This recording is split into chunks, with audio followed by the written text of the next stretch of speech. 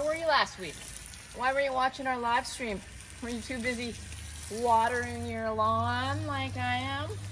Viva Las Vegas! Welcome to Dark Tales with Cocktails, live from Las Vegas. Doing something fun with our friends. We are doing what is near and dear to Tim's heart, going to Barrett Jackson, not buying a car. And it's now buying a car. Oh, yeah. What we're going to talk about, Vegas, of course, as well as as well as some current things in the news, including alcohol. Don't get updates. into a submarine. Yeah, sadly. Sorry. We don't give medical advice, especially on Facebook, especially when we're drinking. This is for entertainment purposes only. It is 95 degrees plus. When I come from outside to inside and I put a shirt on, I have to put Band-Aids over my nipples so I don't chafe. That's how cold it is in the buildings. He tried to steal them off of one of those showgirls on the strip that wanted to take pictures with them, but apparently that ends badly. That ends poorly. That is the paddock. That's going to be the pit area for the F1 race. They are pouring hundreds of millions of dollars into this city for the F1 race coming up in November. They have a 10-year contract with Formula One. And then we'll race over here to the other room. I'm in the master bedroom. And down here, the Alara, Hilton Grand Vacations. Unbelievable. Great property. They're repaving all of the streets. It's complete chaos for the next 6 months so that they can get the road surface ready for the F1 drivers. If they were NASCAR drivers, they wouldn't care. They're driving $21 million cars, and apparently they want the pavement to be smooth. We love our Hilton. We've stayed places we would have never stayed, and stayed places we have. And maybe you can make whatever financial argument you want.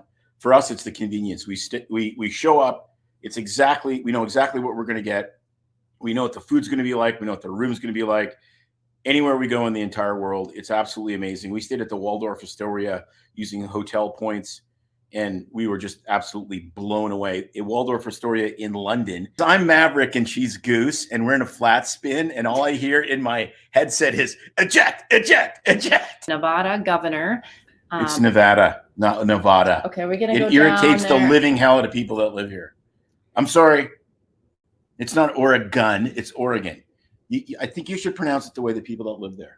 Remember that time we went to buy the television in the 71 Chevelle? Our son was in the car seat and he was really little. And that was before the rear, and his head was all, he couldn't hold his head up. And I'm like, my gosh, we might have killed the kid. Cut off his circulation. His head was so big. Look at that head. So what you're telling me, the more you drink, less risk of dying of a heart attack. Yes. What May is saying is, I'm going to live forever.